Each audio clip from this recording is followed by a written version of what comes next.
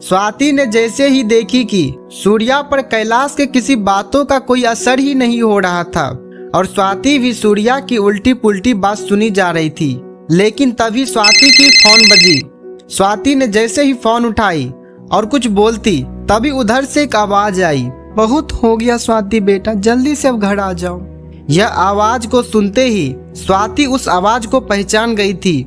उसके दिमाग से सूर्या के सारे ख्याल चले गए और इस आवाज को सुनते ही स्वाति की आंखों में आंसू आ गए थे। यह दुख के आंसू नहीं थे बल्कि खुशी के आंसू थे।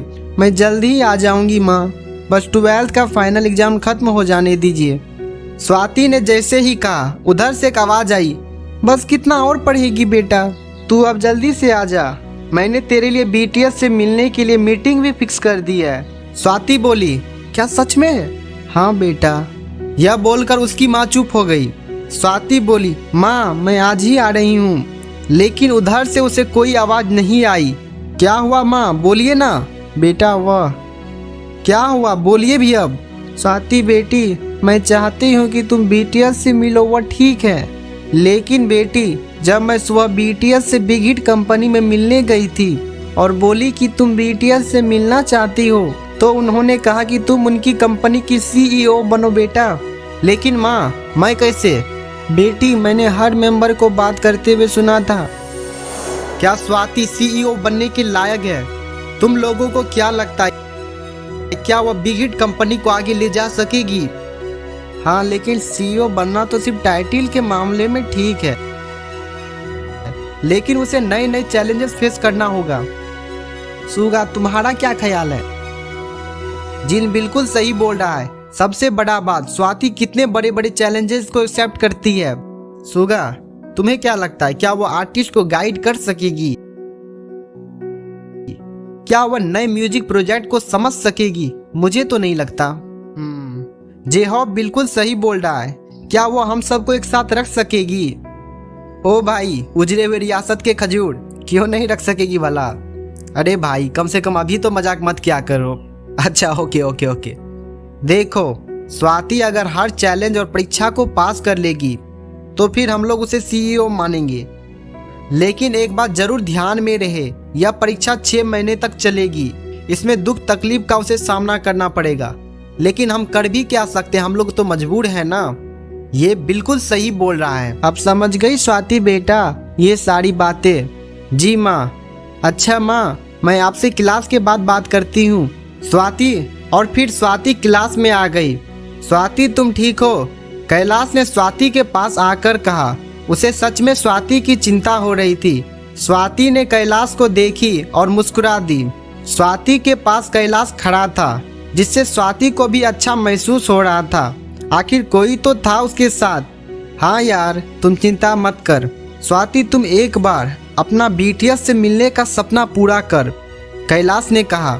दूसरी तरफ प्रियंका ने भी स्वाति के कंधे पर हाथ थपथपाते हुए कहा, अच्छा चलो आज ना हम तुम्हारे आज़ाद होने का जश्न मनाते हैं। आज मैं अपनी तरफ से तुम्हें ट्रीट दूंगा। कैंटीन का ना खा खा कर हम लोग बोर हो गए हैं। हाँ यार कैंटीन से मैं भी बोर हो गई हूँ, प्रियंका ने कहा। कैलाश ने कहा, ओए मिस तुमको कोई नहीं ले जा रहा है? अरे नहीं, मैं तो बता रही थी कि मैं भी कैंटीन का खा खा के बोर हो गई हूँ। स्वाति ने कहा, अरे तुम लोग झगड़ा मत करो। स्वाति ने जब देखी कि उसके दोस्त लोग उससे कितना प्यार करते हैं तो उसे अपने आप पर और भी ज्यादा खुशी महसूस हुई। तभी फिर दोबारा स्वाति की मोबाइल की घंटी बजी। स्वाति ने फोन उठाई और बोली, हेलो कौन बोल रहे हैं? जी मैं आपकी शुभचिंतक बिग हिट कंपनी की मैनेजिंग डायरेक्टर अवनी चौहान बोल रही हूँ। मैम सर का ऑर्डर है, आप BTS से पर्सनली तभी मिलेंगे जब आप उनकी एक शर्त को पूरा करेंगे। हमारे बिग हिट कंपनी का एक छोटा सा ब्रांच आपके पटना शहर में है, जिसका नाम है बिग हिट कॉरपोरेशन। आप उसे मैनेज कीजिए, देखभाल कीजिए, ये हमारे सर का ऑर्डर है। मैं कैसे? स्वाति ने कहा। BTS से मिलना है कि नहीं? अवनी चौहान ने कहा। स्वाति ने कहा, जी जी मिलना है। तो फिर आपको यह सब करना ही पड़ेगा, परवर कुछ नहीं चलेगा, आपको जाना पड़ेगा। उसने फोन कट कर दिया। दूसरे दिन जब वह सुबह उठी तो काफी खुश थी और थोड़ी घबराई हुई थी। ऑफिस आवर शुरू होते ही स्वाति बिग हिट कॉरपोरेशन के ब्रांच में पहुंच गई। अचानक स्वाति को बिग हिट कॉरपोरेशन में देखकर वहां के एम्प्लॉयज शॉक्ड हो गए। अरे ये तो स्वाति है ना, स्टेट की टॉप 10 डांसर, लेकिन ये यहाँ क्या करेगी? अरे अरे देखो देखो, ये तो स्वाति है ना, स्टेट की टॉप 10 डांसर, लेकिन ये यहाँ क्या कर रही है? अब गरीब लोग भी बीटीएस से मिलेंगे? मुझे तो नहीं लगता। बीटीएस के कॉन्सर्ट के लिए टिकट लेने आई होगी। अरे इसके लंगड़े बाप कहाँ से इतने पैसे लाएंगे? एक तरफ लोग स्वाति की मजाक उड़ा रहे थे, वहीं दूसरे तरफ स्वाति को देखकर कुछ लोग काफी खुश थे। स्वाति उन सभी को इग्नोर करते हुए बिग हिट कॉरपोरेशन के अंदर चली गई और सीधा केबिन के पास पहुंच गई। वहां पर खड़े सिक्योरिटी गार्ड ने उनसे पूछा, किससे मिलना है आपको? स्वाति ने कहा, जी वह अंदर जो मैम है ना, उनसे मिलना है। क्या आप स्वाति वर्मा है क्या? स्वाति ने कहा, जी। यह सुनते ही सिक्योरिटी गार्ड ने कहा, वेलकम मैम, और फूल के बुके उसके हाथ में थमा दिया। और फिर स्वाति केबिन के अंदर चली गई।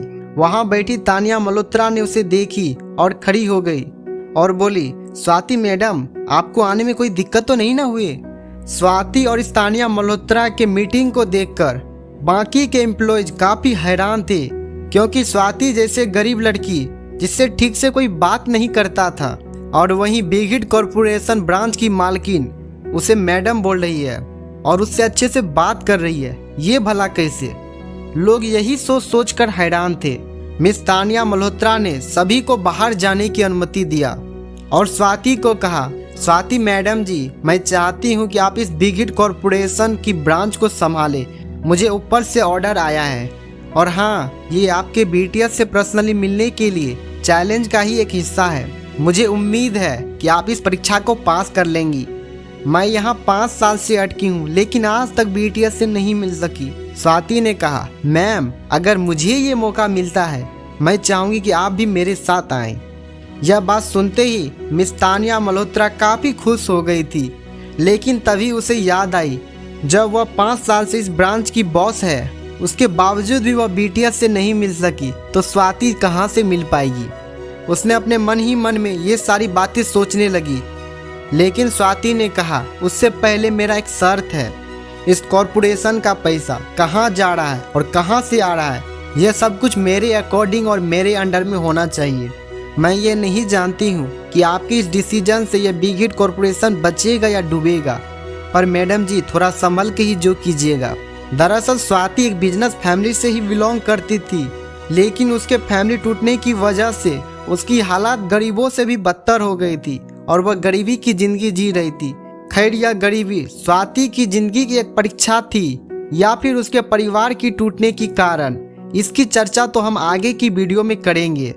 और स्वाति की असली आइडेंटिटी ना ही उसके कॉलेज में किसी दोस्तों को पता था, और यही वजह था कि वह एक परी ब्यूटी पार्लर में काम करती थी, और इस गरीबी में साथ देने वाला उसका बॉयफ्रेंड सूर्या भी धोखेबाज निकला। अचानक स्वाति को महसूस हुआ कि मेरे अंदर कुछ तो बदल गया है, और अब मैं उन लोगों को जवाब दे सकती हूँ जो लोग मुझ पर हंसते आए थे, बीटीएस बीटीएस कहकर मुझे छेड़ते आए थे। और दूसरी तरफ उसके कॉलेज के दोस्त लोग भी हैरान थे कि स्वाति बिना बताए सुबह के सुबह कहाँ गायब हो गई। आखिर क्या थी स्वाति की पूरी असलियत? जब वह इतनी अमीर ही थी तो फिर वह तुरंत बीटीएस से क्यों नहीं मिल लेती? या फिर क्या स्वाति सच में गरीब थी, जिस वजह से वह बीटीएस से आज तक नहीं मिल पाई और गरीबों वाली जिंदगी जी रही है? आपको क्या लगता है, क्या होंगे इन सारे सवालों के जवाब? जानने के लिए देखिए गरीब और बीटीएस सीरियल को। और अगर आप भी बीटीएस के सच्चे आर्मी हैं तो यह वीडियो भेज दीजिए हर बीटीएस आर्मी को।